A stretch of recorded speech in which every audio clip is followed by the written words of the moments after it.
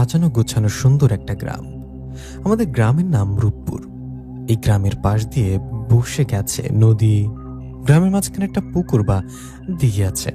অনেকে এই দিঘিটাকে পরীর দিঘি বলে। গ্রামের মুরব্বীরা বলে প্রায় সময় রাতের বেলা এই দিঘিতে পানির নিচ থেকে পরী ভেসে ওঠে উপরে। অপরূপ সে পরীর চেহারা। পরী পানির নিচে থেকে ভেসে পাশে দিঘির পাড়ে থাকা তেঁতুল গাছে উঠে মিশে যায়, এরকমই বলে অনেকে। বাবা বলতো আগে গ্রামের মানুষ এই দিঘিতে গোসল করত, কিন্তু হঠাৎ একদিন দুটো বাচ্চা মারা যাবার পর থেকে কেউ গোসল করে না। এভাবে 3-4 মাস কেটে গেলে আবারও সবাই ওই দিঘিতে গোসল করতে থাকে।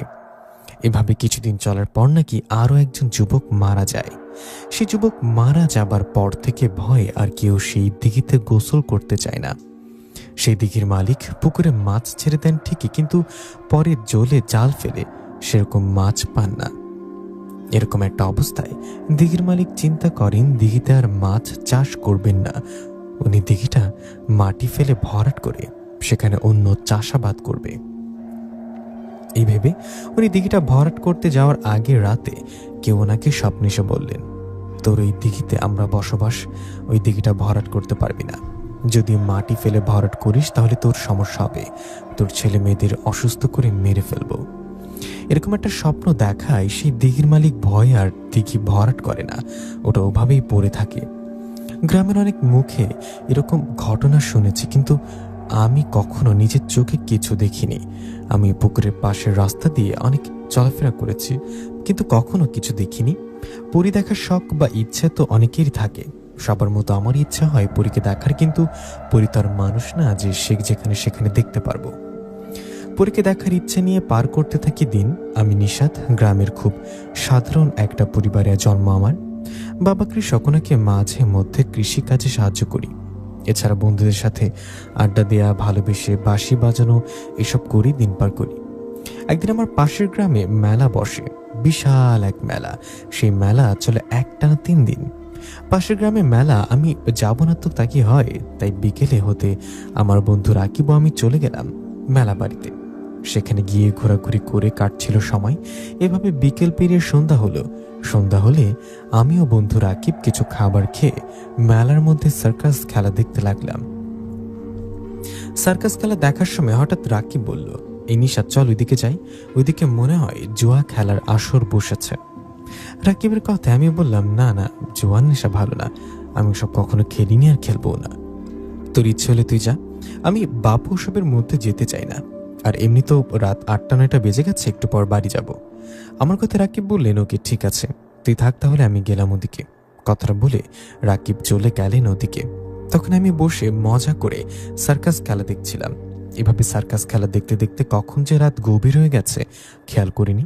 রাত গভীর বলতে 12টা কি 1টা এরকম হবে। গ্রামে 12টা 1টা মানে গভীর রাত। তো এত রাত হওয়ায় আমি সেখান থেকে উঠে বন্ধু রাকিবকে খুঁজি, কিন্তু ওকে কোথাও পাই না। ওকে না পেয়ে চিন্তা করি একাই বাড়ি চলে যাব। পাশের গ্রামে বাড়ি, আর জ্যোৎস্না রাত, পথে নিশ্চয়ই কারো না কারো দেখা পাবো। এই বলে রওনা করলাম বাড়ির দিকে। জ্যোৎস্না রাতে হাঁটতে বেশ ভালো লাগছিল। ভেবেছিলাম কারো দেখা পাবো, কিন্তু রাস্তায় কারো দেখা না পাওয়ায় একা একা হাঁটতে হাঁটতে বাড়ির দিকে যেতে লাগলাম। আমি হাঁটছি আর আমার হাতে থাকা বাঁশি বাজাচ্ছি। এভাবে হাঁটতে হাঁটতে একসময় আমাদের গ্রামের ওই পরীর দিঘির কাছে চলে আসি। ওখানে আসার পর বাঁশি বাজানো থামিয়ে দিই, কারণ দিঘির ওখানে একটা আওয়াজ পাই আমি। আওয়াজটা পেয়ে সেখানে ঝোপের আড়ালে লুকিয়ে দিঘিটার দিকে তাকিয়ে থাকি। আমি ঝোপের আড়ালে লুকিয়ে থাকি আছি, এমন সময় দিঘির মাঝখানে পানির নিচ থেকে ভেসে উঠল একটা সুন্দর মেয়ে। চাঁদের আলোতে মেয়েটার শরীর চকচক করছিল, সুন্দর তার চেহারা, পরনে সুন্দর শাড়ি। এরকম একটা মেয়ে পানির উপর থেকে উঠে পানির উপর দিয়ে হাঁটতে হাঁটতে দিঘির ওপারে থাকা তেঁতুল গাছটার দিকে যেতে লাগলেন। এই দৃশ্য দেখে নিজের চোখে বিশ্বাস করতে পারছিলাম না। আমি নিজের চোখে পরীকে দেখব ভাবতে পারিনি। গ্রামের মানুষ ঠিকই বলে, এই মনে হয় তাহলে এখানে থাকা পরী। আমি ঝোপের আড়াল থেকে দেখছি সেই পরীটা পানির ওপর দিয়ে হেঁটে তেঁতুল গাছের কাছে গিয়ে এক লাফে তেঁতুল গাছে উঠে বাতাসে মিশে গেলেন। পরী বাতাসে মিশে যাওয়ায় আমি এদিক সেদিক তাকালাম, কিন্তু পরীকে কোথাও দেখতে পেলাম না। পরীকে না দেখে ঝোপের আড়াল থেকে বেরিয়ে বাড়ির দিকে যেতে লাগলাম। ভয় যেন না লাগে সেজন্য আবারও বাঁশি বাজাতে লাগলাম। আমি বাঁশি বাজিয়ে হাঁটছি এমন সময় আমার পেছনে কারোর হাঁটার আওয়াজ পেয়ে বাঁশি বাজা থামিয়ে পিছনে ঘুরে তাকিয়ে দেখি সেই পরিচাকে একটু আগে দেখলাম। আমি পরীকে দেখে চমকে উঠলাম। তখন পরীটা মুচকি হেসে বলল, ভয় পেও না, তুমি লুকিয়ে লুকিয়ে আমাকে দেখছিলে কেন? কি ভেবেছ আমি তোকে দেখিনি? আমি তোমাকে দেখেছি। তুমি কি জানো আমি এই সময় কেউ পানির উপরে উঠেছি? আমি তোমার বাঁশির সুর শুনছিলাম। তুমি তো খুব সুন্দর বাঁশি বাজাও। তোমার বাঁশির সুর শুনে আমি পানির উপরে উঠে আসছি।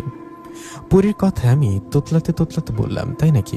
আসলে আমার তো বিশ্বাস হচ্ছে না আমার বাঁশির সুর আপনার ভালো লাগবে। আমার কেমন স্বপ্ন স্বপ্ন লাগছে। আপনার কথা গ্রামবাসীর মুখে শুনেছি, কখনো দেখিনি, আজই দেখছি। আমার এরকম কথায় পরী বললেন, তুমি আমাকে দেখলা, আমার সাথে কথা বললা, এটা কাউকে বলো না কেমন? তোমার বাঁশির সুর আমার ভালো লেগেছে। তুমি কি আমাকে রোজ রাতে বাঁশি বাজিয়ে শোনাতে পারবে? পরীর কথায় আমি একটু চুপ থেকে বললাম, আপনি যদি আমার কিছু করেন তাহলে? তখন পরী হাসতে হাসতে বলল, না না, আমি তোমার কিছু করব না। আমি শুধু তোমার বাঁশির সুর শোনার জন্য তোমার কাছে আসবো। পরীর কথায় আমি বললাম, তাহলে ঠিক আছে, আপনি কাল রাতেই নদীর পাড়ে আসবেন। আমি রাতে নদীর পাড়ে বসে বাঁশি বাজাই। আমার কথায় পরী রাজি হয়ে বাতাসে মিশে গেলেন। এদিকে আমিও সেখান থেকে চলে গেলাম বাড়িতে গিয়ে খাবার খেয়ে ঘুমিয়ে গেলাম। পরের দিন দিনের বেলা অনেক আনন্দ নিয়ে কেটে গেল দিন, কারণ রাত হলে যে পরী আমার কাছে আসবে। আনন্দে দিনটা পার করে রাত হতেই চলে গেলাম নদীর পাড়ে। সেখানে গিয়ে আশেপাশে তাকিয়ে দেখলাম, কিন্তু পরীকে কোথাও দেখতে পেলাম না। এদিকে তখন আমি সেখানে বসে বাঁশি বাজাতে যাব, এমন সময় পরী আসলেন আমার কাছে। পরীকে দেখে বললাম, বসুন বসুন, আপনারা খুঁজছিলাম। তখন পরী বললেন, আমিও আপনার অপেক্ষা করছিলাম। কথাটা বলে পরী আমার পাশে বসে বললেন, নিন এবার আপনার মধুর বাঁশির সুর শোনান। পরীর কথায় আমি বাঁশি বাজাতে লাগলাম। ওদিকে আমার পাশে বসে মুগ্ধ হয়ে শুনছিল সেই সুর। এভাবে বেশ কিছুক্ষণ বাঁশি বাজিয়ে থেমে গেলাম। থেমে পরীর দিকে তাকিয়ে বললাম, আজ আর না, আমাকে বাড়িতে যেতে হবে। আমি আজ বাড়িতে চলে যাব। আমার কথায় পরী মাথা নাড়িয়ে বলল, ঠিক আছে। তখন আমি বললাম, আচ্ছা একটা কথা, আপনার নাম কি? আমার কথায় পরী মুচকি এসে বলল, আমার নাম জান্নাত। তখন আমি বললাম, আপনি কি ওই পুকুর পাড়ে থাকেন? আমার কথায় পরী মাথা নাড়িয়ে বললেন, হ্যাঁ, পুকুরের তেঁতুল গাছ আমার বসবাস। অনেক বছর ধরে ওখানেই থাকি আমি। ও আচ্ছা, তাহলে ভালো থাকবেন, আমি বাড়িতে চলে যাই, কেমন? আর হ্যাঁ, আমার বাঁশির সুর যদি ভালো লেগে থাকে তো কালকে এমন সময় এখানে আবার আসবেন। কথাটা বলে আমি বাড়িতে চলে গেলাম। বাড়িতে যাওয়ার পর মা বললেন, নিশাত খেতে আয়। মায়ের কথায় আমি কথা না বাড়িয়ে খাবার খেয়ে ঘরে গিয়ে শুয়ে পড়লাম। এই ঘটনার পরের দিন রাতেও জান্নাতপুরি আমার কাছে আসে। আমি বাঁশি বাজিয়ে শোনাই জান্নাতপুরীকে। এভাবে একদিন দুদিন করে কেটে যায় 1 থেকে 1.5 মাস। এই 1-1.5 মাসে একদিন কি দুদিন বাদে রোজ রাতে বাঁশি বাজিয়ে শুনেছি জান্নাতপুরীকে। এদিকে 1-1.5 মাসে জান্নাতপুরীও আমার মাঝে ভালো লাগা সৃষ্টি হয়। জান্নাতপুরীকে আমার ভালো লাগে, ওকে ভালোবেসে ফেলি। কিন্তু আমি যে ওকে ভালোবাসি এটা বলিনি। আমি জান্নাতপুরী, ও আমাকে ভালোবাসে। না বলার মধ্যে দিয়ে কাটতে থাকে আমাদের ও জান্নাতপুরীর দিন। একদিন রাতে নদীর পাড়ে বাঁশি বাজানোর সময় আমিও জান্নাতপুরী একটা আওয়াজ পাই। আওয়াজটা পেয়ে জান্নাতপুরী সেখান থেকে বাতাসে মিশে যায়। আমি আর সেখানে দেরি না করে সেখান থেকে চলে গেলাম বাড়িতে। আমি বাড়িতে যাবার পরের দিন সকালে মায়ের ডাকে ঘুম ভেঙে যায় আমার ঘুম ভেঙে যেতেই মা বললেন, নিশাত উঠে আয়, বাইরে তোর সাথে কেউ একজন দেখা করতে আসছে। মায়ের কথা আমি উঠে বাইরে গিয়ে দেখলাম একজন বৃদ্ধার মতো কেউ, না চুল ও দাড়ি লম্বা। আমাকে দেখুনি বলল, যাও হাত মুখ ধুয়ে আসো, তোমার সাথে কথা আছে। ওনার কথায় হাত মুখ ধুয়ে ওনার সামনে আসে। উনি বললেন, আমাকে তুমি চিনবে না, তবে আমি তোমাকে চিনি। গতকাল রাতে আমি তোমাকে দেখেছি। তুমি তো ভাবছো আমি কে, তোমার কাছে কেন আসছি। শোনো, আমি একজন তান্ত্রিক, তোমার কাছে আসছি তোমাকে বাঁচাতে। গতকাল রাতে একটা কাজ শেষ করে নদীর পাড়ের পথ দিয়ে বাড়িতে ফেরার সময় তোমাকে আমি বাঁশি বাজাতে দেখি। আমি এটাও দেখি তোমার পাশে কেউ একজন বসে আছে। আমি ভালো করে দেখে বুঝি তোমার পাশে যে বসে আছে সে একটা পরী। তান্ত্রিকের কথায় মা বাবা অবাক হয়ে বলে, কি পরী মানে? নিশাত ঋষভ কি বলে? তখন আমি ভয় পেয়ে বললাম, কই না তো, আমার পাশে তো কেউ ছিল না, আপনারা হয়তো ভুল দেখেছেন। আমার এরকম কথা উনি বললেন, দেখো তুমি অস্বীকার করো না, এতে তোমারই ক্ষতি হবে। আমি এখন তোমাকে যে কথাটা বলবো এটা শোনার পর বিশ্বাস করতে পারবে না। তুমি যাকে পরী মনে করো সে আসলে কোনো পরী না, সে একটা পিশাচিনী।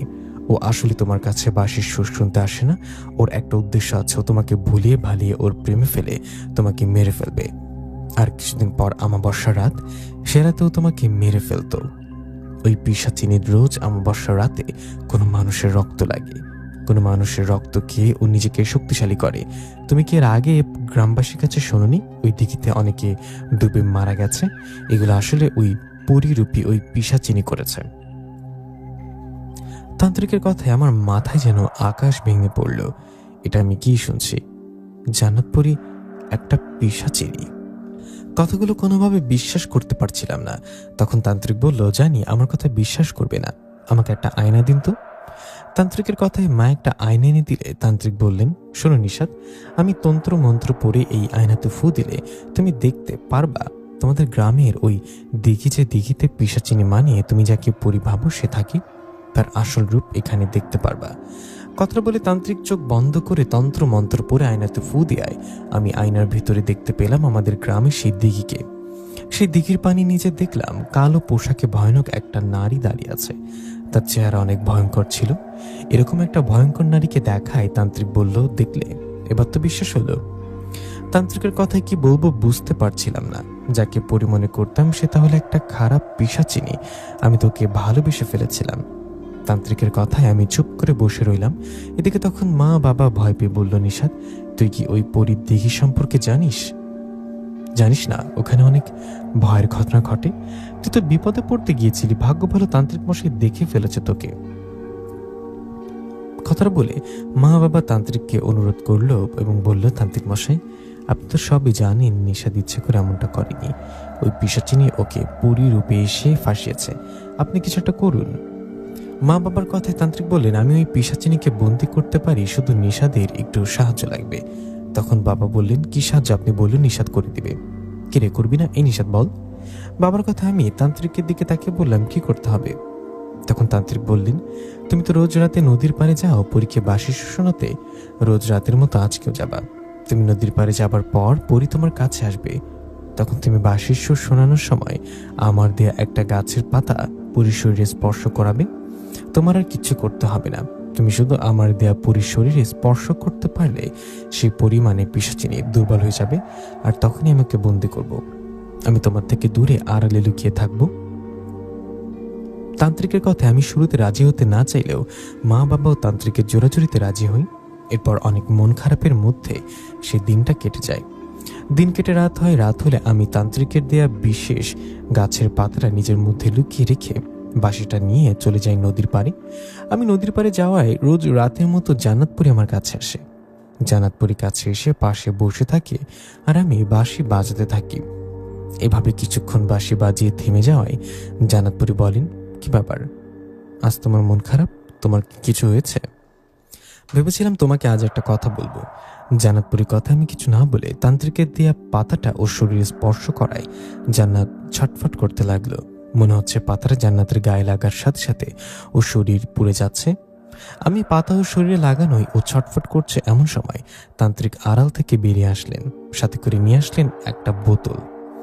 তান্ত্রিক ওখানে এসে বোতলের মুখ খুলে তন্ত্র মন্ত্র পড়তে লাগলেন। ওদিকে তখন জান্নাত বলতে লাগলেন, নিশাত, এটা কি করলা? আমার সাথে কেন বেইমানি করলা? আমাকে বাঁচাও তান্ত্রিক, আমাকে বন্দি করেছো, বাঁচাও আমাকে। জান্নাতের এরকম কথায় আমার কিছুই করার ছিল না, কারণ একটা পিশাচিনী। আমি জান্নাতের কথায় মাথা নিচু করে রইলাম। ওদিকে জান্নাতপুরী চিৎকার করছে। এভাবে কিছুক্ষণের মধ্যে তান্ত্রিক জান্নাতপুরীকে বোতলবন্দি করে ফেললেন।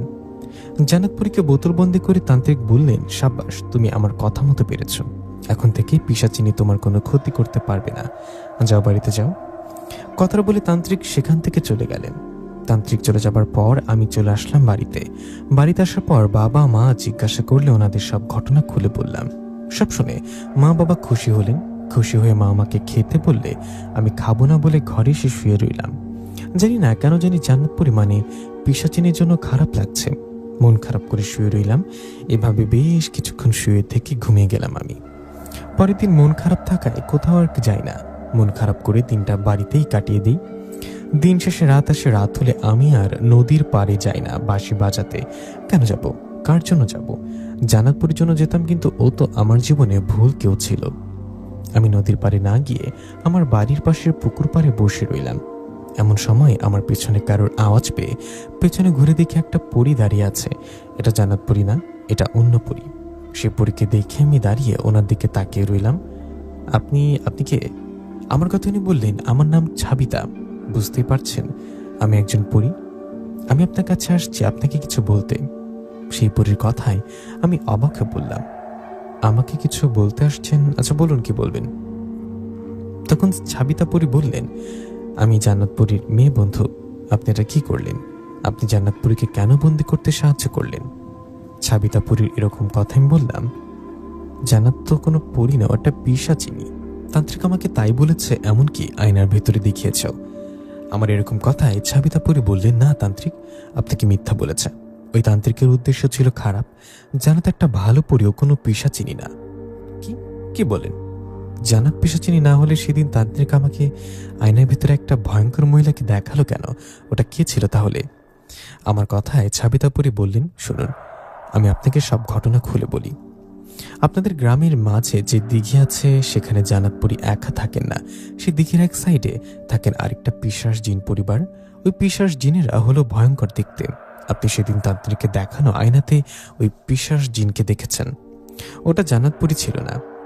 আপনাদের গ্রামের দিঘিতে অনেকে পরী দেখে এই কথাটা ওই দুষ্ট তান্ত্রিক শোনার পর আপনাদের গ্রামে আসে। গ্রামে এসে জানতে পারে ওই দিঘিতে একটা পিশাচ পরিবার বসবাস করে। শুধু এটা না, তান্ত্রিক এটাও জানতে পারে ওখানে জান্নাত পরী বসবাস করে। আপনি হয়তো একটা কথা জানেন না, জান্নাত পরীর কাছে ওদের পূর্বপুরুষের রেখে যাওয়া একটা গুপ্তধন আছে, মানে সোনার পুতুল। জান্নাত পরীর কাছে সোনার পুতুল আছে, এই কথাটা তান্ত্রিক জানার পর ওটার লোভে পড়ে সুযোগ খুঁজতে থাকে জান্নাত পরীকে বন্দি করার। এভাবে সুযোগ থাকতে থাকতে তান্ত্রিক জানতে পারে জান্নাত পরী আপনার পাশে বসে আপনার বাঁশির সুর শোনে। আপনার বিষয় জেনে তান্ত্রিক আপনার সাথে দেখা করে আর আপনাকে ভুলভাল বুঝিয়ে মন্ত্র পড়ায় বিশেষ একটা গাছের পাতা দেয়। ওই গাছের পাতা আমাদের জিনপরীদের শরীরে লাগলে আমাদের শরীর জ্বলে আমরা দুর্বল হয়ে যাই। তান্ত্রিকের কথায় আপনি সেই গাছের পাতা জান্নাতের শরীরে লাগায়, জান্নাত দুর্বল হয়ে যায়। আর তখনই তান্ত্রিক জান্নাত পরীকে বন্দি করে। আপনার সাহায্য তান্ত্রিক জান্নাতকে বন্দি করছে। এখন জান্নাত সেই সোনার পুতুল তান্ত্রিককে না দিলে তান্ত্রিক ওকে ছেড়ে দিবে না, এমনকি সোনার পুতুল নিয়ে ওকে মেরে ফেলতে পারে। আমার যত জানা, জান্নাত পরী আপনাকে পছন্দ করে, আপনাকে ভালোবাসার কথা বলতে এমন সময় আপনি তান্ত্রিককে ধরিয়ে দিলেন। কেয়ার করার, এখন অপেক্ষা করা ছাড়া। জানি না জান্নাত বেঁচে থাকবে নাকি থাকবে না। ভালো থাকবেন। কথাটা বলে ছাবিতা পরী চলে গেলেন। ছাবিতা পরী চলে যাওয়ায় আমার মাথা ঘুরতে লাগলেন, চোখ বেয়ে পড়তে লাগলেন পানি। এসব আমি কি শুনলাম? জান্নাত তাহলে পিশাচিনী না, তান্ত্রিক তাহলে আমাকে এভাবে বোকা বানালো। তান্ত্রিকের কথায় ধোকায় পড়ে নিজের ভালোবাসার পরীকে ওনার হাতে তুলে দিলাম। চিৎকার করে কান্না করতে ইচ্ছে করছিল তখন। আমি কান্না চেপে রেখে সেখান থেকে চলে গেলাম বাড়িতে।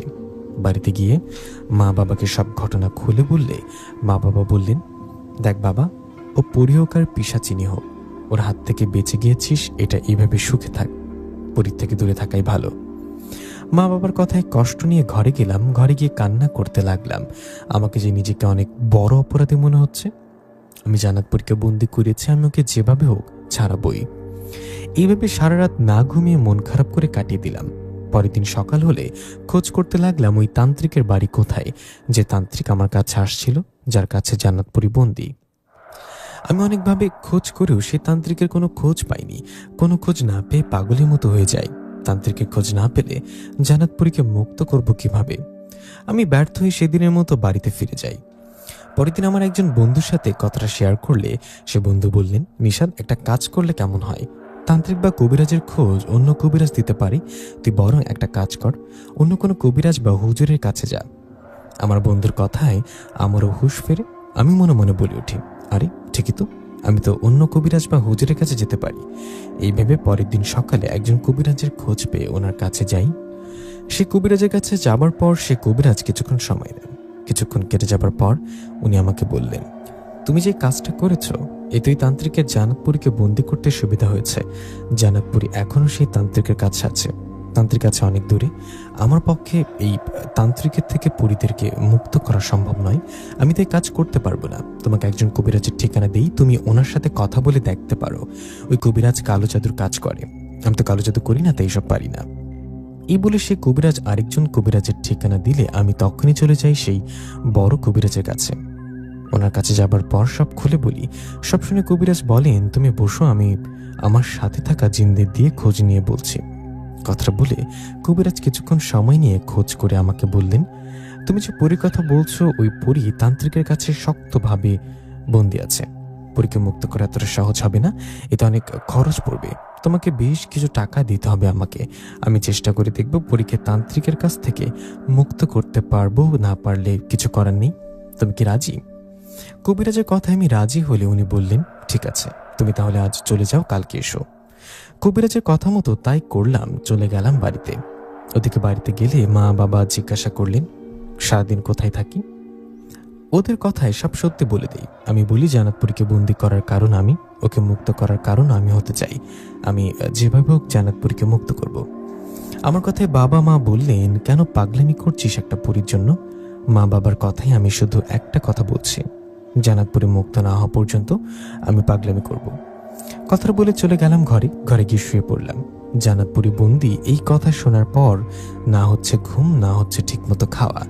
আমি ঘরে গিয়ে শুয়ে পড়ি। পরের দিন সকালে আবারও সেই কবিরাজের বাড়ি গেলে উনি মনটা খারাপ করে বললেন, আমি পারিনি তান্ত্রিকের থেকে জান্নাতপুরীকে মুক্ত করতে। গতকাল রাতে অনেক চেষ্টা করেছিলাম, কিন্তু ব্যর্থ হয়েছি। তান্ত্রিক কালো জাদুর মাধ্যমে জান্নাতপুরীকে বন্দি করিয়েছে যে আমার জিনেরা তান্ত্রিকের ধারের কাছে যেতে পারিনি। তুমি আমাকে ক্ষমা করো, আমি তোমার কাজ করতে পারিনি। তোমার কাছ থেকে কোনো টাকা আমি নিব না। তোমাকে একটা কথা বলি, তুমি আর অন্য হুজুর বা কবিরাজের কাছে যেও না। সে তান্ত্রিক জেনে গেছে তুমি কবিরাজদের কাছে গিয়ে জান্নাতপুরীকে মুক্ত করতে চাইছো। তুমি আর কারো কাছে গেলে তান্ত্রিক হয়তো জান্নাতপুরীকে মেরে ফেলবে। তাই যা বলি শোনো, আর কারো কাছে যাবে না। কবিরাজের কথায় মন খারাপ করে বাড়িতে চলে আসলাম। বাড়িতে আসার পর কি করব বুঝতে পারছিলাম না, শুধু বুক ফেটে কান্না আসছিল। কি করলাম আমি এটা? তান্ত্রিকের মিথ্যা কথায় ভুলে জান্নাতকে বন্দি করলাম। আমি ঘরে শুয়ে কান্না করছি। এমন সময় মা বাবা এসে আমাকে জোর করে একটু খাবার খাইয়ে দিয়ে আমাকে শান্ত করে চলে গেলেন। এদিকে আমি মন খারাপ করে শুয়ে আছি ঘরে। এমন সময় আমার ঘরে আবারও আসছে সাবিতাপুরী। সাবিতাপুরী এসে বলেন, আপনাকে খারাপ ভেবেছিলাম, কিন্তু জান্নাতপুরীর প্রতি আপনার ভালোবাসা দেখে বুঝলাম আপনি খারাপ নন। তান্ত্রিকের মিথ্যা কথায় আমি ফেঁসে গেছেন। আমি সব বিষয়ে খোঁজ নিয়েছি। আপনি জান্নাতপুরীকে ছাড়তে অনেকের কাছে যাচ্ছেন। আমি এখন আপনার কাছে আসার কারণ একটা খবর দিতে। ঘটনা তো একটা ঘটে গেছে। আপনি আজ যে বড় কবিরাজের কাছ থেকে আসছেন উনি তো কিন্তু ভালো কবিরাজ না, ওনার উদ্দেশ্য খারাপ। আর বর্তমান জান্নাতপুরী এই কবিরাজের কাছেই বন্দি আছে।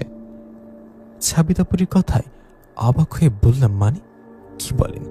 জান্নাতপুরী তো তান্ত্রিকের কাছে বন্দি, তাই না? আমার কথার জবাবে সাবিতাপুরী বললেন, ছিল। জান্নাত এতদিন তান্ত্রিকের কাছে বন্দি ছিল। এই কয়েকদিন তান্ত্রিক জান্নাতপুরীকে নানানভাবে বলছিল তার কাছে থাকা সোনার পুতুলটা যেন তাকে দিয়ে দেয়া হয়, কিন্তু জান্নাতপুরী এতে কোনোভাবে রাজি হন না। এদিকে আপনি এই বড় কবিরাজের কাছে সব বলার পর কবিরাজ জান্নাতপুরীর বিষয়ে জানতে পারে যে জান্নাতপুরীর কাছে সোনার এই পুতুলটা আছে। কবিরাজ এই খবর পাওয়ার পর কালো জাদুর মাধ্যমে ভয়ঙ্কর এক শক্তিশালী জিনকে দিয়ে তান্ত্রিকের উপরে আক্রমণ করায়। ভয়ঙ্কর শক্তিশালী সে জিনের আক্রমণে তান্ত্রিক মারা যায়।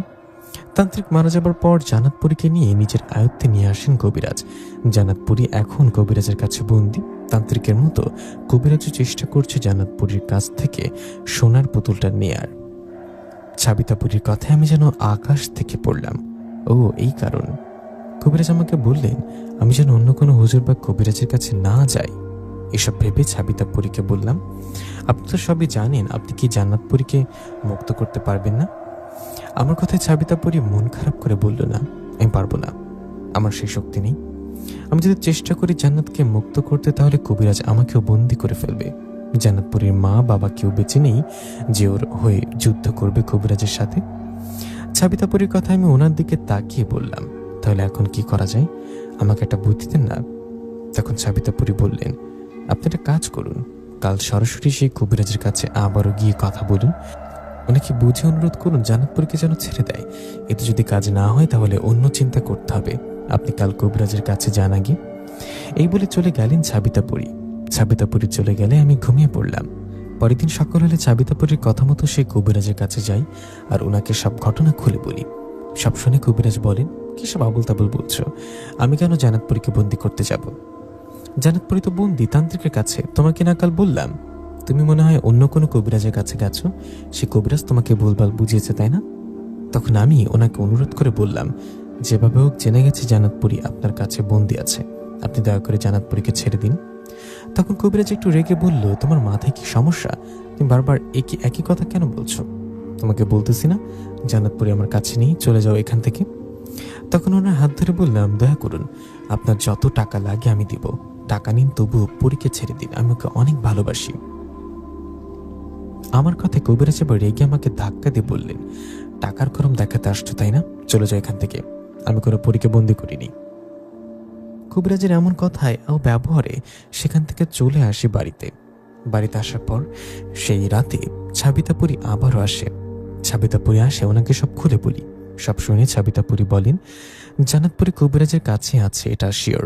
উনি জান্নাতপুরীর সোনার পুতুল পাবার লোভে স্বীকার করছে না।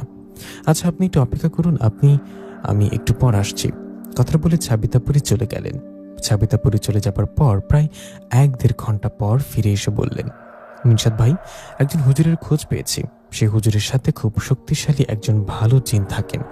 আমার মনে হয় সে হুজুরের কাছে গিয়ে ওনাকে সব খুলে বললে উনি সাহায্য করবে, কিন্তু সমস্যা হলো সে হুজুরের বাড়ি অনেক দূরে। সাবিতাপুরির কথা আমি বসে বললাম, কোথায় বাড়ি বলুন, যত দূর হোক আমি যাব। তখন সাবিতাপুরি আমাকে সব ঠিকানা বললেন। সব ঠিকানা নিয়ে সাবিতাপুরিকে ধন্যবাদ জানালাম, উনি এভাবে কষ্ট করে খোঁজ নিয়ে আমাকে বলার জন্য। আমাকে সব ঠিকানা বলে সাবিতাপুরি চলে যান। এদিকে আমি অপেক্ষা করতে থাকি সকাল হবার। অপেক্ষা করতে করতে রাত পেরিয়ে সকাল হয়। সকাল হলে আমি একটু খাবার খেয়ে বেরিয়ে পড়ি সেই হুজুরের বাড়ির দিকে। আমি হুজুরের বাড়িতে পৌঁছাতেই সব মিলে প্রায় সন্ধ্যা হয়ে যায়। সন্ধ্যার কিছুটা আগে ওখানে পৌঁছালে হুজুর আমাকে জিজ্ঞাসা করেন, কে আমি, কোথা থেকে আসছি। হুজুরের কথা আমি চোখের পানি ছেড়ে দিয়ে ওনাকে সব ঘটনা খুলে বলি। সব বলি ওনার পায়ে পড়ে অনুরোধ করতে গেলে উনি আমাকে আটকে বলেন, আরে কি করছো, আমি তোমার সব কথা শুনলাম, তুমি অনেক দূর থেকে আসছো, এই বেলাও বাড়িতে আর যেতে পারবে না, তুমি আজ রাতটা আমার বাড়িতে থাকো, আল্লাহ চাইলে আমি তোমাকে সাহায্য করবো ইনশাল্লাহ। হুজুরের কথা একটু শান্ত হয়ে সেই রাতটা ওনার বাড়িতেই থাকলাম। উনি আমাকে ভালোভাবে আপ্যায়ন করলেন। পরের দিন সকাল হলে উনি আমাকে পাশে বসিয়ে খাবার খেলো। খাওয়া শেষ হলে হুজুর বললেন, আমি গতকাল রাতে আমার সাথে থাকা আমার ওস্তাদ জিনকে সব বলেছি, সব বলেছি পারলে যেন তোমাকে সাহায্য করে। আমার কথা উনি বলেছেন উনি বিষয়টা দেখবেন, আল্লাহ রহম করে তো তোমাকে সাহায্য করবে। আমি আশা করি উনি তোমাকে সাহায্য করছে, আল্লাহ রহমতে হয়তো জান্নাতপুরি মুক্ত হবেন। তুমি এখন বাড়িতে চলে যাও, আশা করি জান্নাতপুরীকে আবারও মুক্ত দেখতে পারবে। হুজুরের কথায় খুশি হয়ে বাড়িতে চলে আসি। বাড়িতে আসার পর অপেক্ষা করতে থাকি জান্নাতপুরীর জন্য। এভাবে অপেক্ষার মধ্য দিয়ে সে রাতটা চলে যায়, কিন্তু জান্নাতপুরি আসে না। সে রাতের পরের রাতে, তখন রাত 12টা কি 1টা হবে, আমি না ঘুমিয়ে তখনও জেগেছিলাম। এমন সময় জান্নাতপুরি আমার কাছে আসে। জান্নাতপুরিকে দেখে খুশিতে কান্না করে ফেলি। ওদিকে জান্নাতপুরি ইশারা করে বলে বাঁশিটা নিয়ে বাইরে আসতে। ওর ইশারা পেয়ে বাঁশিটা নিয়ে বাইরে গিয়ে বলি, জান্নাত তুমি মুক্ত হয়েছ, আমাকে মাফ করে দিও জান্নাত, আমি বুঝতে পারিনি, তান্ত্রিকের মিথ্যা কথায় ভুলে তোমাকে বন্দি করতে সাহায্য করেছি, আমি আমার অপরাধ, অনেক বড় অপরাধী আমি। আমার কথা জান্নাত বলল, নিশাদ আমি সব বুঝতে পারছি, তুমি জেনে গেছো এই কাজ করনি, তোমাকে বোকা বানানো হয়েছে, আর আমাকে মুক্ত করার জন্য তুমি অনেক কিছু করেছো। তুমি গতকাল হুজুরের কাছে যাবার পর সে হুজুরের ওস্তাদ জিন এসে কবিরাজকে ভালোভাবে বলেন আমাকে ছেড়ে দিতে। ওনার কথায় কবিরাজ প্রথমে রাজি না হলে তখন হুজুর ওস্তাদ জিনকে কবিরাজকে শূন্য তুলে আছাড় মারেন। তখন নিজের জীবন বাঁচাতে কবিরাজ আমাকে ছেড়ে দেন। তুমি অপরাধী নাও নিশাদ, তুমি অনেক ভালো। জান্নাতপুরীর কথা ওর দিকে তাকিয়ে মুচকি এসে দিলে ও বলল, এখন আমাকে বাঁশি বাজিয়ে শোনাও, আমাকে রোজ রাতে বাঁশি বাজিয়ে শোনাবা, এটি তোমার শাস্তি। জান্নাতপুরীর কথা আমি বাঁশি বাজিয়ে ওকে শোনাই। এরপর আস্তে আস্তে আমরা একে অপরকে আমাদের ভালোবাসার কথা বলি।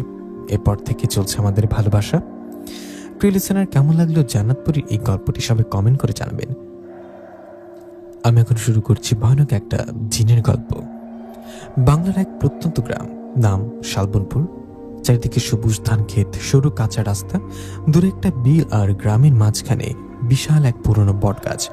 বটগাছটা এত বড় যে 5 জন মানুষ হাত ধরে ঘিরতে গেলেও পুরোটা ঘেরা যায় না। শেকড়গুলো ঝুলে নিচে নেমে এসেছে, যেন অগণিত সাপ মাটির দিকে তাকিয়ে আছে। গ্রামের বয়স্ক লোকেরা বলতো, এই গাছটা কিন্তু সাধারণ না, বহু বছর আগে নাকি এখানে কিছু একটা হয়েছিল, কিন্তু নতুন প্রজন্ম এসব বিশ্বাস করতো না। তারা বিকেলে গাছের নিচে বসে গল্প করত, কেউ কেউ মোবাইল চালাতো, কেউ আড্ডা দিত। গ্রামে থাকতে এক মেয়ে রিমি, বয়স মাত্র 18, শান্ত স্বভাবের, কারোর সাথে বেশি কথা বলতো না। বাবা ছিলেন অসুস্থ, মা অনেক আগেই মারা গেছেন। গ্রামে অনেকেই বলতো মেয়েটা কেমন যেন চুপচাপ, চোখে কেমন যেন ভয় লেগেই থাকে। রিমি প্রায় একা একা বটগাছের নিচে গিয়ে বসে থাকতো। কেউ জিজ্ঞাসা করলে বলতো ভয় লাগে এখানে, কিন্তু সে ভালো লাগার আড়ালে লুকিয়েছিল অদ্ভুত এক অস্থিরতা। আষাঢ় মাসের এক অন্ধকার রাত, আকাশে মেঘ, বিদ্যুৎ চমকাচ্ছে দূরে দূরে। গ্রামের মানুষ ঘরের ভিতরে। হঠাৎ মাঝরাতে একটা চিৎকার শোনা গেল, কিন্তু ঝড়ের শব্দে কেউ ঠিক বুঝতে পারলেন না। পরদিন ভোরে গ্রামে রাখাল ছেলের প্রথম দেখল দৃশ্যটা। বটগাছের এক মোটা ডালে ঝুলছে রিমির নিথর দেহ। পুরো গ্রাম ছুটে এলো, কারোর চোখে বিশ্বাস হচ্ছিল না। ও আত্মহত্যা করলো, কেন করলো? কেউ উত্তর পেল না। গ্রামের মুরব্বীরা দ্রুত দাফনের ব্যবস্থা করলো, কিন্তু সেই দিন থেকে যেন বাতাস বদলে গেল। দাফনের 3 দিন পর সন্ধ্যার পর হালকা কুয়াশা। রাখাল ছেলে রফিক গরু নিয়ে ফিরছিল। বটগাছের পাশ দিয়ে যাবার সময় সে দেখলো গাছের নিচে দাঁড়িয়ে আছে রিমি, সাদা কাপড় পরে, মাথা নিচু। রফিক থামলে, দাঁড়াও। রিমি আপা। মেয়েটা ধীরে ধীরে মাথা তুলল, চোখ দুটো অস্বাভাবিক ফ্যাকাশে, ঠোঁটে হালকা হাসি। তারপর মুহূর্তের মধ্যে মিলে গেল। রফিক দৌড়ে বাড়ি গিয়ে সব বলল, কিন্তু সবাই বলল ভয় পেয়েছিস, ভুল দেখেছিস।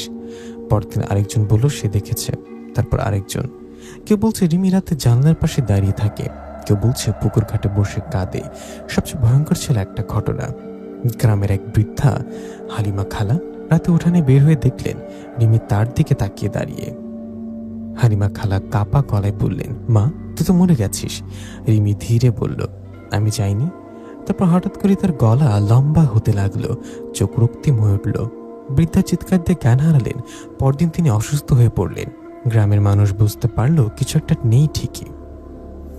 রাতে কুকুররা হাউমাউ করে ডাকতে শুরু করলো। বট গাছের দিক থেকে অদ্ভুত ফিসফিস শব্দ ভেসে আসতো। কেউ সাহস করে আর গাছের কাছে যেত না। গ্রামের মসজিদের ইমাম বললেন এটা অশুভ কিছু, আল্লাহর নাম নিন সবাই। কিন্তু ভয় কমল না। এক রাতে গ্রামের এক যুবক নিখোঁজ হয়ে গেল। তার জুতা পাওয়া গেল বট গাছের নিচে। মানুষের বুক কেঁপে উঠল। সবাই বলতে লাগলো রিমি অশুভ হয়ে গেছে। গ্রামের মুরব্বীরা বসলো বৈঠকে। এভাবে চলতে পারি না, একজন কবিরাজ আনতে হবে। পাশের গ্রামের এক বিখ্যাত কবিরাজের কথা শোনা গেল। লোকেরা বলল তিনি নাকি বহু জিন ভূতের কেস সামলেছেন। সিদ্ধান্ত হলো পরদিন সকালে তাকে আনা হবে। কিন্তু সেদিন রাতেই ঘটল ভয়ঙ্কর ঘটনা। রাতে প্রচন্ড ঝড় উঠল। বটগাছের শিকড়গুলো দুলছিল অস্বাভাবিকভাবে। গ্রামের মাঝখানে কেউ যেন হাঁটছিল। দুজন লোক যেন মাঝখান দিয়ে যাচ্ছিল। রিমি না, কিন্তু তার মধ্যে দেখতে কিছু একটা। মুখ অদ্ভুত হাসি, পা মাটিতে ছোঁয়া নেই। তারপর হঠাৎ পুরো গ্রাম জুড়ে শোনা গেল একটা কর্কশ অমানবিক হাসি। সেই হাসি যেন আকাশ ফাটিয়ে দিচ্ছিল। শালবনপুর গ্রামে যেন সূর্য ওঠাও মলিন হয়ে গেছে। সকাল হলেও বাতাস কেমন একটা ভারী ভাব। মানুষজন দরজা জানলা খুব কম খুলছে।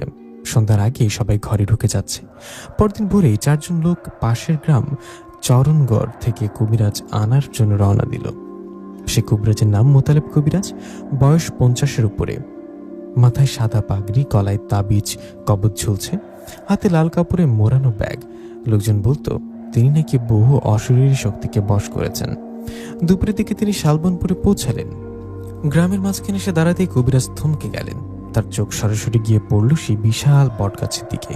হালকা বাতাস বইছিল, কিন্তু গাছের শিকড়গুলো যেন আলাদা ছন্দে দুলছিল। কবিরাজ ধীরে ধীরে বললেন, এই গাছটা অনেক পুরনো, শক্তি আছে এখনো। গ্রামের মুরব্বীরা জবাব দিলেন, হ্যাঁ হুজুর, এই গাছের ডালি তো মেয়েটা। কবিরাজ হাত তুলে থামালেন, সব জানি, আগে জায়গাটা দেখতে হবে। সন্ধ্যার আগে কবিরাজ গাছের নিচে চলে গেলেন এবং সাদা হয়ে গোল গুঁড়োটা ছিটালেন। আগরবাতি জ্বালালেন, কিছু দোয়া পড়তে লাগলেন। গ্রামের মানুষ দূরে দাঁড়িয়ে দেখছিল। হঠাৎ ঠান্ডা বাতাস হয়ে গেল। আগরবাতির ধোঁয়া সোজা না উঠে বাঁকা হয়ে গাছের কাণ্ডের দিকে টানতে লাগলো। কবিরাজের কপালের ঘাম জমল। তিনি জোরে জোরে কিছু মন্ত্র পড়তে শুরু করলেন। ঠিক তখনই উপর ডাল থেকে ভেসে এলো এক নারী কণ্ঠ, কেন এসেছ? সবাই কেঁপে উঠল। কণ্ঠটা ছিল রিমির, কিন্তু তাতে ছিল অন্যরকম ভারী প্রতিধ্বনি। কবিরাজ সাহস করে বললেন, তুই কে? নিজের পরিচয় দে।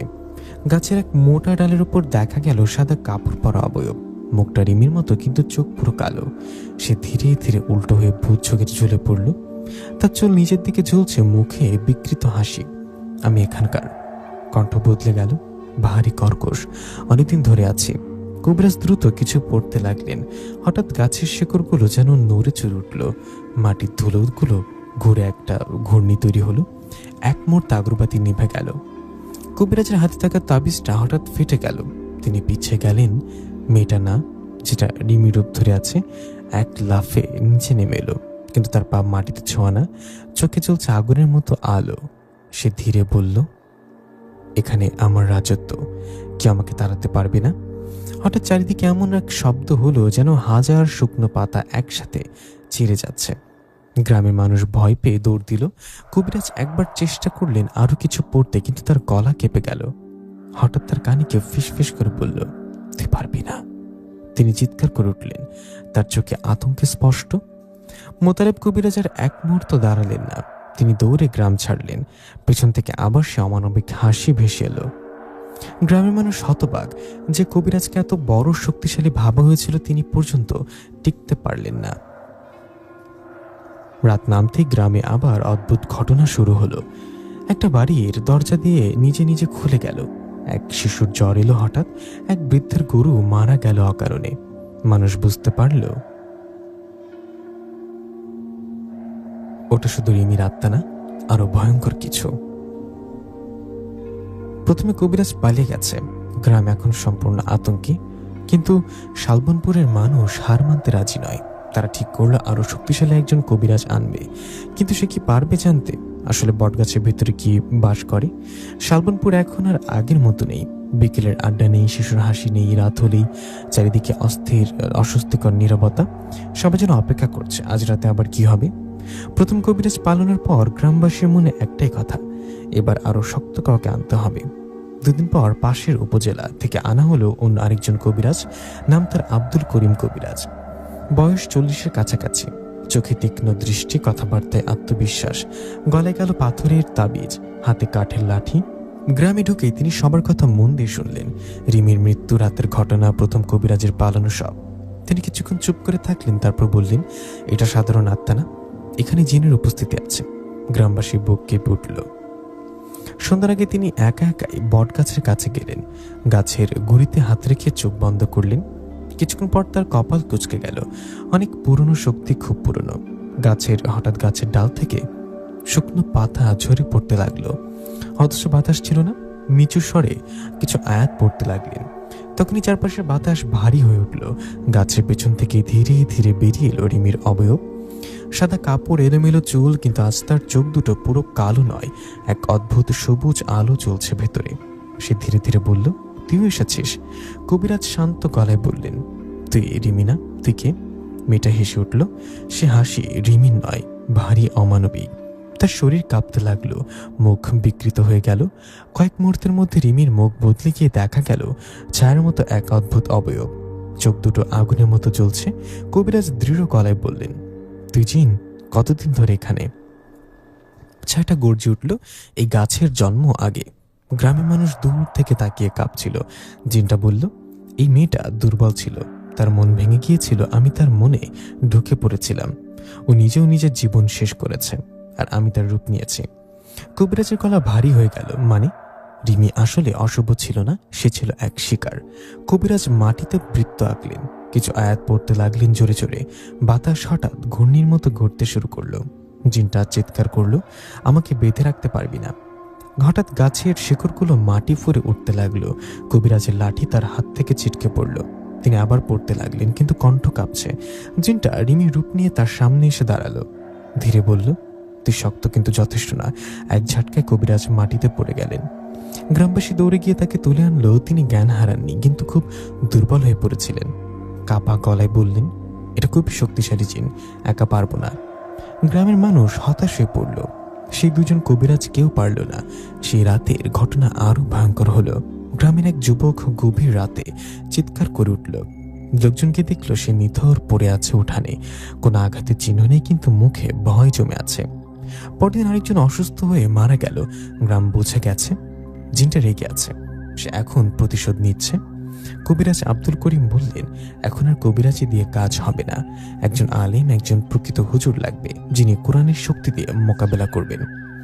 গ্রামবাসীর চোখে আবার ক্ষীণ আশার আলো জ্বলে উঠল, কিন্তু তারা জানে না এই জিন শুধু গাছের মধ্যে না, সে পুরো গ্রামকে নিজের আয়ত্তে নিতে চাইছে। জিন এখন প্রকাশ্যে শক্তি দেখাচ্ছে, মানুষ মারা শুরু হয়েছে। গ্রামের শেষ ভরসা একজন হুজুর, তিনি কি পারবেন এই ভয়ঙ্কর জিনকে থামাতে, নাকি শালবনপুর পুরোপুরি অন্ধকারে ডুবে যাবে? শালবনপুর এখন যেন একটা বন্দি গ্রাম।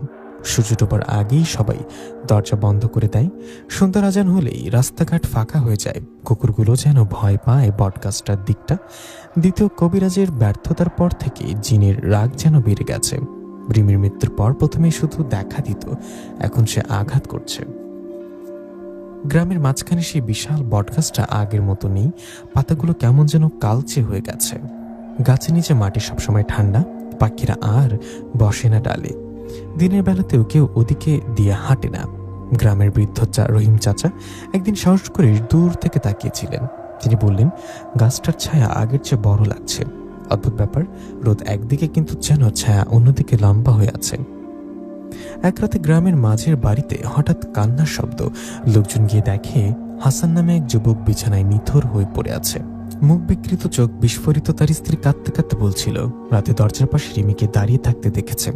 তারপরই ও চিৎকার করে উঠল। গ্রাম স্তব্ধ। এবার আর সন্দেহ নেই, জিন মানুষ মারছে। সে রাতের পর থেকে প্রায় প্রতিদিন কেউ না কেউ দাবি করছে রিমিকে দেখছে। কখনো পুকুর ঘাটে বসে চুল আঁচড়াচ্ছে, কখনো কারোর জানালার বাইরে দাঁড়িয়ে, কখনো গভীর রাতে মসজিদের সামনে। কিন্তু সবাই একটা জিনিস খেয়াল করলো, যারা তাকে দেখে তাদের চোখে এক অদ্ভুত ভয় জমে যায়। আর কয়েকদিনের মধ্যেই তারা অসুস্থ হয়ে পড়ে। আব্দুল করিম কবিরাজ আবার গ্রামে এলেন, কিন্তু এবার তার চেহারায় আত্মবিশ্বাস নেই। তিনি বললেন, এই জিন শুধু ভয় দেখাচ্ছে না, সে নিজে এলাকা তৈরি করছে, গ্রামটা দখল করতে চাইছে। কেউ একজন প্রশ্ন করলো, কেন? কবিরাজ বললেন, জিনদের অহংকার আছে, কেউ তার জায়গায় হাত দিলে সে রেগে যায়। আমরা তাকে চ্যালেঞ্জ করেছি। গ্রামবাসী মুখ ফ্যাকাশে হয়ে গেল। এক আমাবস্যার রাত, আকাশে চাঁদনি, হাওয়া অস্বাভাবিক ঠান্ডা। হঠাৎ গ্রামের মাঝখানে শোনা গেল পায়ের শব্দ, টুপ টুপ টুপ। কেউ যেন ধীরে হাঁটছে। কয়েকজন জানলা দিয়ে উকি দিয়ে দেখলো রিমি, কিন্তু এবার তার মুখ আর কোনো হাসি নেই, চোখ জ্বলছে লাল আগুনের মতো। সে এক বাড়ির সামনে গিয়ে থামলো। দরজায় হাত রাখতে দরজা নিজে নিজে খুলে গেল। ভেতর থেকে চিৎকার, লোকজন সাহস করে বের হলো না। সকালে দেখা গেল বাড়ির বৃদ্ধ কর্তা মারা গেছেন। তার মুখে আতঙ্কের ছাপ। গ্রামের ইমাম সাহেব সবাইকে ডেকে বললেন, এটা সাধারণ ব্যাপার না, আমাদের একজন বড় আলেম দরকার, যিনি শুধু মন্ত্র না, কোরআনের আলো দিয়ে মোকাবেলা করবেন। সবাই একমত হলো। শোনা গেল পাশের জেলার এক বিখ্যাত হুজুর আছেন, নাম মাওলানা ইয়াহিয়া সাহেব। তিনি নাকি কঠিন জিন কেস সামলেছেন। গ্রামের কয়েকজন প্রতিনিধি সিদ্ধান্ত নিলেন ভোরেই রওনা দেবেন, কিন্তু তারা জানতো না জিন তাদের পরিকল্পনা টের পেয়ে গেছে। সে রাতে বট গাছের ডাল থেকে অদ্ভুত আলো বের হচ্ছিল। কেউ কেউ বলল, গাছের ভেতর থেকে কান্নার শব্দ আসছে, হয়তো রিমির আত্মা মুক্তি চাইছে, অথবা জিন তার রূপ ধরে আরো শক্তিশালী হচ্ছে। রাতের শেষ প্রহরে গ্রাম পুরো থমকে গেল।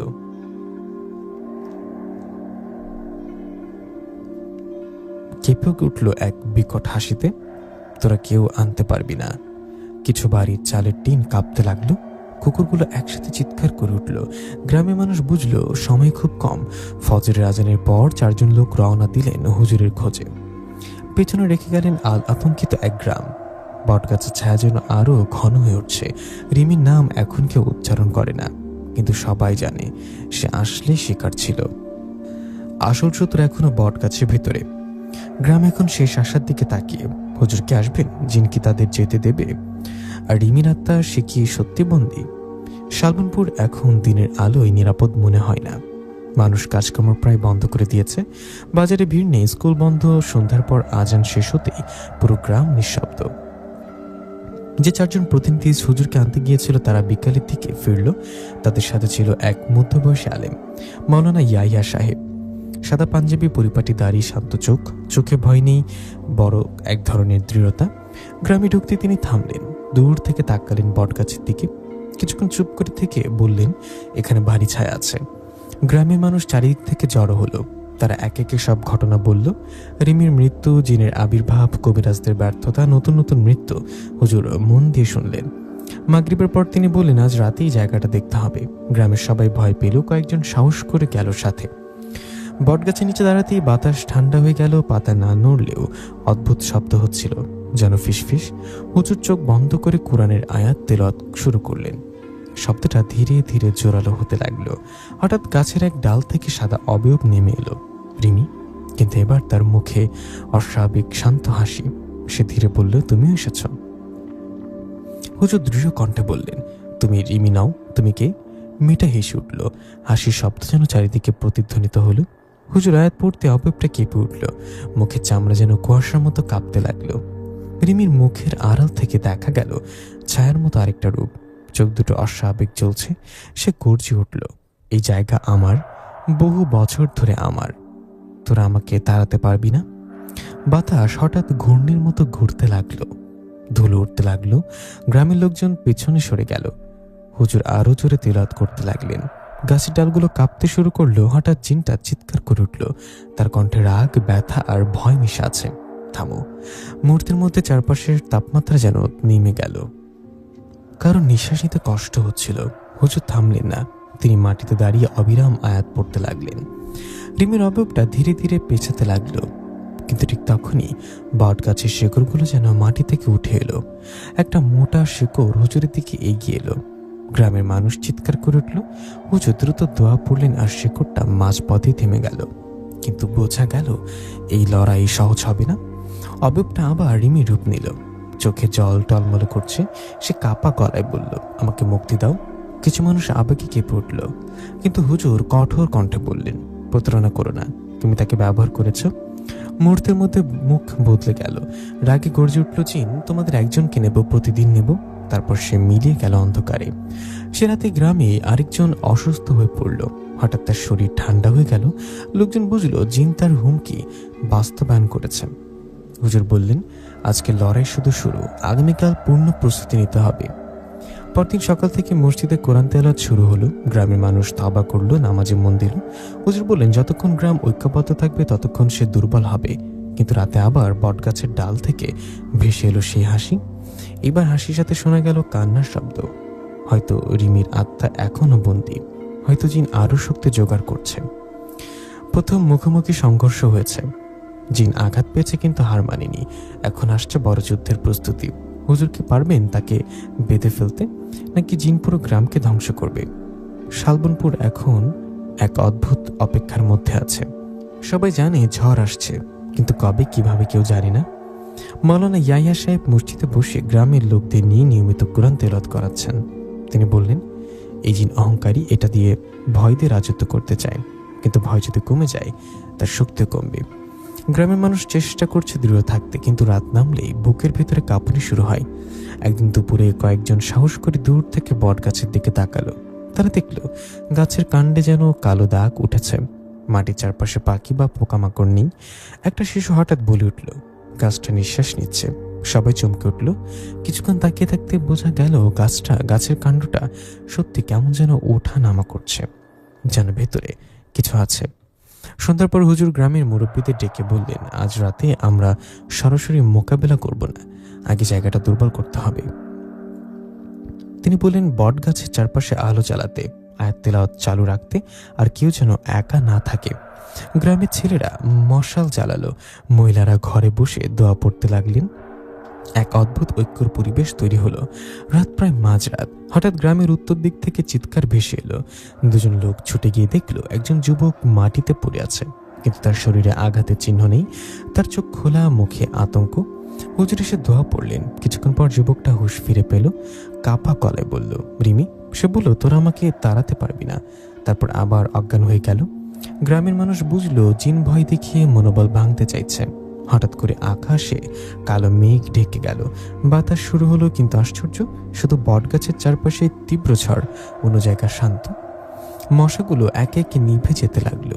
হুজুর দাঁড়িয়ে তেলাওয়াত করতে লাগলেন জোরে জোরে। গাছের ডাল থেকে সাদা অবয়ব নেমে এলো। কিন্তু এবার তার মুখে কান্না নেই, হাসি নেই, চোখে জ্বলছে লাল আগুনের মতো। সে চিৎকার করে বলল, থামো। বাতাসের গতি বেড়ে গেল। ধুলো চোখে মুখ ঢুকতে লাগলো। হুজুর থামলেন না, তিনি আরো দৃঢ় কণ্ঠে আয়াত পড়তে লাগলেন। হঠাৎ রিমির অবয়ব কাঁপতে লাগলো, তার শরীর থেকে ধোঁয়ার মতো কালো ছায়া বেরোতে লাগলো। গাছের শিকড়গুলো মাটি থেকে উঠতে লাগলো। আবার একটা শিকড় মাটিতে আঘাত করতে শব্দ হলো। গ্রামের লোকজন ভয় পেল, এবার কেউ পালালো না, সব একসাথে দোয়া পড়তে লাগলো। এক মুহূর্তের জন্য জিনটা যেন দুর্বল হয়ে পড়ল, তার মুখ বদলে গেল, ছায়াময় বিকৃত এক রূপ। সে গর্জে উঠল, তোরা সবাই মরবি। হঠাৎ একটা প্রবল শব্দ হলো, বাতাস থেমে গেল, রিমির অবয়ব মিলিয়ে গেল। ঝড় থামার পর দেখা গেল বটগাছের কাণ্ডে ফাটল ধরেছে। ফাটলের ভেতর থেকে কালো কুয়াশার মতো কিছু বের হচ্ছে। হুজুর বললেন, এটা তার আসল আস্তানা। সে গাছের ভেতরেই বাঁধা। গ্রামের মানুষ অবাক, মানে এই গাছটা জিনের শক্তির কেন্দ্র। কিন্তু জিন চুপ করে থাকলো না। সে রাতের শেষ প্রহরে গ্রামের এক বাড়িতে আগুন ধরে গেল। কেউ বুঝলো না কিভাবে। আগুন দ্রুত ছড়িয়ে পড়ছিল, কিন্তু আশ্চর্যভাবে পাশের বাড়িতে লাগলো না। লোকজন আগুন নেভালো, কিন্তু সবাই বুঝলো এটা হুঁশিয়ারি, জিন রেগে গেছে। হুজুর বললেন, এবার শেষ লড়াইয়ের প্রস্তুতি নিতে হবে। আগামী অমাবস্যার রাতে আমরা তাকে বন্দী করার চেষ্টা করব। সবাই আতঙ্কিত হলেও রাজি হলো, কারণ তারা জানে এখন পিছু হটার পথ নেই। বট গাছের ছায়া যেন আরো ঘন হয়েছে। রিমির নামকে উচ্চারণ করে না, কিন্তু মনে মনে সবাই তার জন্য দোয়া করে। হয়তো সে এখনো কোথাও বন্দী, হয়তো মুক্তির অপেক্ষায়। জিনের আসল আস্তানা ধরা পড়েছে। অমাবস্যার রাত হবে চূড়ান্ত যুদ্ধ। গ্রাম কি বাঁচবে, নাকি শালবনপুর চিরতরে অন্ধকারে ডুবে যাবে? অমাবস্যার দিন যত কাছে আসছে, শালবনপুরের বাতাস তত ভারী হয়ে উঠছে। মানুষের চোখ ঘুম নেই। শিশুরা রাতে কেঁদে ওঠে, বৃদ্ধরা নামাজ শেষে দীর্ঘশ্বাস ফেলে। বটগাছ এখন যেন পুরো গ্রামের উপর ছায়া ফেলে রেখেছেন। অমাবস্যার আগের রাত থেকে অদ্ভুত ঘটনা শুরু হলো। গ্রামের কয়েকজন মানুষ একই স্বপ্ন দেখল। তারা দেখছে রিমি বটগাছের নিচে দাঁড়িয়ে কাঁদছে। সে বলছে, আমাকে মুক্তি দাও, সে আমাকে ছাড়ছে না। কিন্তু ঠিক তার পিছনে দাঁড়িয়ে আছে এক বিশাল কালো ছায়া, চোখ দুটো জ্বলছে আগুনের মতো। সকালে সবাই একসাথে স্বপ্নের কথা বলতেই শিউরে উঠল। হুজুর বললেন, সে আমাদের মন দুর্বল করতে চাইছে, কিন্তু এটা একটা লক্ষণও। রিমি এখনো পুরোপুরি হারিয়ে যায়নি। অমাবস্যার দিন সকাল থেকেই পুরো গ্রামে প্রস্তুতি শুরু হলো। মসজিদে সারাদিন কোরআন তেলাওয়াত, পুরুষেরা বটগাছের চারপাশ পরিষ্কার করলো, মাটির চারিদিকে দাগ টানা হলো। হুজুর সবাইকে বললেন, আজ রাতে কেউ ভয় পাবে না। যদি ভয় ঢুকে যায়, সে শক্তি পাবে। কিন্তু ভয় তো মানুষের স্বাভাবিক ব্যাপার। রাত নেমে এলো ধীরে ধীরে। আকাশে একটাও চাঁদ নেই, তারাগুলো যেন ফিকে। বটগাছের চারপাশে কয়েকটা মশাল জ্বলছে। গ্রামের পুরুষেরা একসাথে দাঁড়িয়ে, হুজুর মাঝখানে। তিনি আয়াতগুলো তেলাওয়াত শুরু করলেন। প্রথমে সব শান্ত, তারপর হঠাৎ বাতাস বইতে শুরু করলো। পাতা কাঁপছে, কিন্তু শব্দটা স্বাভাবিক নয়, যেন কারুর ফিসফিসানি। হঠাৎ গাছের ডাল থেকে ধীরে ধীরে নেমে এলো সাদা অবয়ব, রিমি। কিন্তু এবার তার মুখে গভীর ক্লান্তি, চোখে অদ্ভুত আলো। সে বলল, তোরা থামিস না কেন? হুজুর দৃঢ় গলায় বললেন, তুমি কি? নিজের পরিচয় দাও। মুহূর্তের মধ্যে রিমির শরীর কাঁপতে লাগলো। তার পেছন থেকে কালো ছায়া বের হয়ে আসলো। এক বিশাল অন্ধকার অবয়ব, স্পষ্ট রূপ নেই, কিন্তু চোখ জ্বলছে। সে গর্জে উঠল, এই জায়গা আমার। বাতাস হঠাৎ তীব্র হয়ে উঠল, মশালগুলো কাঁপছে। একজন যুবক ভয় পেয়ে পিছনে সরে গেল। হঠাৎ সে পড়ে গেল মাটিতে। জিনের কণ্ঠ ভেসে এলো, ভয়, ভয় আমার শক্তি। হুজুর জোরে জোরে আয়াত পড়তে শুরু করলেন। গ্রামের লোকজন একসাথে দোয়া পড়তে লাগলো। বাতাসে যেন দুই শক্তির সংঘর্ষ। গাছের কাণ্ড থেকে কালো কুয়াশা বের হচ্ছে, মাটিতে কম্পন, রিমির মুখে ব্যথার ছাপ। সে যেন মুক্তি চাইছে। হঠাৎ এক বিকট শব্দ হলো। বটগাছের এক বড় ডাল ভেঙে পড়ে গেল। সবাই চমকে উঠল। জিন গর্জে উঠল, এখনো সময় আছে, থামো। কিন্তু হুজুর থামলেন না। কিছুক্ষণ পর কালো ছায়াটা ধীরে ধীরে গাছের ভেতরে ঢুকে গেল। রিমির অবয়ব মিলিয়ে গেল। বাতাস থেমে গেল। সে ভাবলো হয়তো আজ কিছুটা দুর্বল হয়েছে। কিন্তু ঠিক তখনই গ্রামের দক্ষিণ দিক থেকে আগুনের লাল আভা দেখা গেল। একটি খালি গোয়াল ঘরের আগুন লেগেছে। লোকজন ছুটে গেল। আগুন নেভানো গেলেও কিন্তু সবাই বুঝলো এটা শেষ হয়নি। সে এখনো পুরো শক্তি আছে। হুজুর বললেন, আজ সে পুরো শক্তি দেখায়নি, সে আমাদের পরীক্ষা নিচ্ছে। পরে রাতেই শেষ চেষ্টা করতে হবে। তার আগে আমরা আরো প্রস্তুত হব। গ্রামের মানুষ ক্লান্ত, কিন্তু আশা হারায়নি। রিমির আত্মা যেন কাছে এসে সাহায্য চাইছে, এটা সবাই অনুভব করছে। অমাবস্যার রাতে সংঘর্ষ হলো, কিন্তু চূড়ান্ত লড়াই এখনো বাকি। জিন দুর্বল হচ্ছে, তবু বিপজ্জনক। আমাবস্যা রাতের পর শালবনপুরে এক অদ্ভুত নীরবতা নেমে এলো, যেন ঝড়ের আগে হঠাৎ থেমে যাওয়া বাতাস। মানুষ বুঝতে পারছে শেষ লড়াই খুব কাছে। পরদিন সূর্য উঠলেও আলো কেমন ফ্যাকাশে, পাখিরা ডাকছে না, বটগাছের চারপাশে কুয়াশার মতো ধোঁয়া ঘুরছে। যদিও সকাল। গ্রামের বৃদ্ধা মহিলা হালিমা খালা বললেন, আজ আকাশের রং ঠিক নেই। সত্যি আকাশে হালকা লালচে আভা। হুজুর সবাইকে মসজিদে ডাকলেন। তিনি বললেন, আজ রাতে আমরা তাকে বন্দি করার চেষ্টা করব, কিন্তু তার আগে গ্রামকে সুরক্ষার বৃত্তে আনতে হবে। তিনি কিছু নির্দিষ্ট দোয়া পড়ে গ্রামবাসীদের নিয়ে পুরো বটগাছের চারপাশে ঘুরলেন। মাটিতে তিনি চিহ্ন আঁকলেন। সব একসাথে দোয়া পড়লেন। বাতাস ভারী উঠল, মনে হচ্ছিল কেউ দেখছে। সন্ধ্যার আগে এক অদ্ভুত ঘটনা ঘটল। গ্রামের এক কিশোরী হঠাৎ চিৎকার করে উঠল। সে বলল, রিমি আপু জানলার বাইরে দাঁড়িয়ে আছে। লোকজন দৌড়ে গিয়ে দেখলো জানলার বাইরে কেউ নেই, কিন্তু কিশোরীটা কাঁপছে। হুজুর গিয়ে তার মাথায় হাত রেখে দোয়া পড়লেন। কিছুক্ষণ পর সে শান্ত হলো। হুজুর বললেন, সে ভয় ঢোকাতে চাইছে, কারণ সে জানে সময় শেষ। রাত নামলো ধীরে ধীরে। আজ চাঁদ নেই, কিন্তু আকাশে লালচে মেঘ ভাসছে। গ্রামের পুরুষেরা আবার বটগাছের চারপাশে দাঁড়ালো। মহিলারা ঘরে বসে আছে, দোয়া পড়ছে। শিশুরা মায়ের আঁচল ধরে আছে। হুজুর মাঝখানে দাঁড়িয়ে তেলাওয়াত শুরু করলেন। প্রথমে সব শান্ত, তারপর বটগাছের কাণ্ড থেকে ধোঁয়া বের হতে লাগলো, কালো ঘন। মাটিতে হালকা কম্পন। হঠাৎ গাছের কাণ্ড ফেটে গেল একটু। ভেতর থেকে বের হলো কালো ছায়া। এবার আর রিমির রূপ না, এক বিশাল অন্ধকার অবয়ব। চোখ দুটো জ্বলছে লাল আগুনের মতো। সে গর্জে উঠল, তোরা সাহস করেছিস আমাকে বন্দি করতে? বাতাস এত জোরে বইতে লাগলো যে কয়েকজন পড়ে গেল। হুজুর জোরে জোরে আয়াত পড়তে লাগলেন। গ্রামের মানুষ একসাথে। বাতাসে যেন দুই শক্তির লড়াই। হঠাৎ কালো ছায়ার ভেতর থেকে ভেসে এলো রিমির কণ্ঠ, আমাকে বাঁচাও। এক মুহূর্তের জন্য ছায়াটা কেঁপে উঠল। হুজুর আরো জোরে তেলাওয়াত করলেন। কালো অবয়বটা পেছাতে লাগলো। গাছের শিকড়গুলো কাঁপছে, কিন্তু হঠাৎ সে গর্জে উঠল, তাহলে তোদের রক্ত ভাসাবো। এক ঝটকায় পাশের একটা মশাল উড়ে গিয়ে মাটিতে পড়ল। মাটিতে প্রচন্ড শব্দ হলো। গাছের কাণ্ডের ফাটল আরো বড় হলো। কালো কুয়াশা ছড়িয়ে পড়লো চারিদিকে। কয়েকজন যুবক ভয় পেয়ে পিছিয়ে গেল, কিন্তু কেউ দৌড়ায়নি। এবার সবাই দোয়া পড়তে থাকলো। হুজুর মাটিতে বসে পড়লেন, দুই হাত তুলে আয়াত পড়ছেন। হঠাৎ একটা তীব্র আলোর ঝলক দেখা গেল গাছের ফাটলের ভেতরে। ছায়াটা চিৎকার করে উঠল, কিন্তু ঠিক তখনই হুজুরের কণ্ঠ কেঁপে উঠল। তিনি ক্লান্ত, শক্তি কমে আসছে। কালো ছায়াটা আবার গর্জে উঠল। ফাটল বন্ধ হতে লাগলো। জিন পুরোপুরি বের হয়নি, আবার পুরোপুরি দুর্বল হয়নি। রাতের শেষ প্রহরে বাতাস থেমে গেল। ছায়াটা ধীরে ধীরে গাছের ভেতরে ঢুকে গেল। সবাই হাঁপ ছাড়লেন, কিন্তু হুজুর বললেন, আগামী রাতেই শেষ সুযোগ, না হলে সে পুরো গ্রাম গ্রাস করবে। চূড়ান্ত লড়াইয়ের আগের রাত কেটে গেল। জিন এখন অর্ধেক দুর্বল, অর্ধেক শক্তিশালী। রিমির আত্মা মুক্তির খুব কাছে। অমাবস্যার পরের রাত শালবনপুর যেন নিঃশ্বাস আটকে আছে। গত রাতের অসমাপ্ত লড়াইয়ের পর সবাই জানে আজই শেষ সুযোগ। হয় জিন বন্দী হবে, নয়তো পুরো গ্রাম তার অন্ধকারে ডুবে যাবে। মাওলানা ইয়াহিয়া সাহেব সারাদিন রোজা রাখলেন। মসজিদে নিরবিচ্ছিন্ন তেলাওয়াত চলল। গ্রামের মানুষ আজ ভয় পেল, পিছিয়ে যায়নি। তারা বুঝেছে এই লড়াই শুধু এক জিনের বিরুদ্ধে না, নিজেদের সাহস আর ইমানের পরীক্ষা। বটগাছের চারপাশে পরিষ্কার করা হলো। আবার মাটিতে গোল করে দাঁড়ালো সবাই। রাত নামলো ধীরে ধীরে। রাত গভীর হতেই হঠাৎ বাতাস থেমে গেল। অস্বাভাবিক নীরবতা। তারপর বটগাছের কাণ্ডে আগের ফাটলটা নিজে নিজে বড় হতে লাগলো। মাটিতে কম্পন। কালো ধোঁয়া বের হতে লাগলো ধীরে ধীরে। এক বিকট গর্জন ভেসে এলো। আজ তোদের শেষ রাত। কালো ছায়াটা এবার পুরোপুরি বের হয়ে এলো। এবার আর রিমির রূপ নেই। এক বিশাল অন্ধকার অবয়ব, চোখ দুটো লাল আগুনের মতো। হুজুর দাঁড়িয়ে তেলাওয়াত শুরু করলেন আগের চেয়েও দৃঢ় কণ্ঠে। গ্রামের সবাই একসাথে দোয়া পড়তে লাগলেন। জিন গর্জে উঠল। বাতাস ঘূর্ণির মতো ঘুরছে। মশালগুলো নিভে যাচ্ছে। হঠাৎ ছায়াটা আকারেও বড় হতে লাগলো। সে চিৎকার করলো, এই গ্রাম আমার। ঠিক তখন কালো ছায়ার ভেতর থেকে রিমির মুখ ভেসে উঠল। সে কাঁদছে, আমাকে ছাড়ো। হুজুর চোখ বন্ধ করে আরো জোরে আয়াত পড়লেন। হঠাৎ আকাশে বিদ্যুৎ চমকালো। এক ঝলক আলো বটগাছের উপরে পড়ল। সেই মুহূর্তে হুজুর উচ্চস্বরে শেষ দোয়া পড়লেন।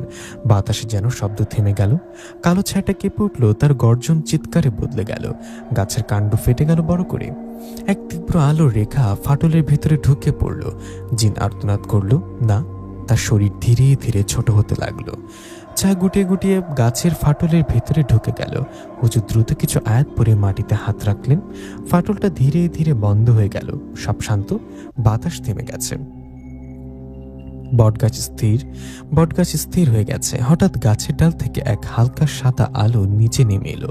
রিমি অবয়ব, কিন্তু এবার শান্ত। তার মুখে কষ্ট নেই। সে ধীরে ধীরে গ্রামের দিকে তাকালো, তারপর আকাশের দিকে উঠতে লাগলো। ধীরে ধীরে মিলে গেল। গ্রামের অনেকেই কেঁদে ফেলল। হুজুর বললেন সে মুক্তি পেয়েছে। পরদিন ভোরে সূর্য উঠল স্বাভাবিক আলো নিয়ে। পাখিরা আবার ডাকলো। বটগাছের ছায়া আর অস্বাভাবিক নয়। গাছের কাণ্ডে হালকা পোড়া দাগ আছে, কিন্তু ফাটল নেই। গ্রামে আর কোনো অদ্ভুত ঘটনা ঘটল না।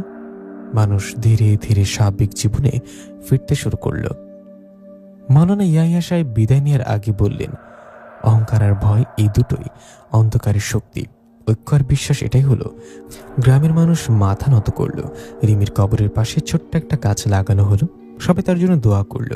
সালমানপুর আবার শান্ত, কিন্তু গ্রামের মানুষ কখনো ভুলবে না বট গাছের সেই অন্ধকার দিনগুলো আর সে ভয়ঙ্কর জিনের ছায়া যে শেষ পর্যন্ত আলো হার মানল। প্রিয় লিসেনার, কেমন লাগলো আমাদের আজকের এই গল্পটি? আমাদের এই গল্পগুলো ভালো লেগে থাকলে অবশ্যই আমাদের চ্যানেলটি সাবস্ক্রাইব করে পাশে থাকা বেল আইকনটি প্রেস করে দিবেন, যাতে করে নতুন নতুন কোনো গল্প আসলে পারে আপনারা যেন নোটিফিকেশনের মাধ্যমে আপডেট পেয়ে যান। আর অবশ্যই আমাদেরকে কমেন্ট করে জানাবেন আপনাদের গল্পগুলো কেমন লাগছে। তাহলে পরবর্তীতে আমরা সেরকম গল্প নিয়ে আপনাদের সামনে হাজির হতে পারি।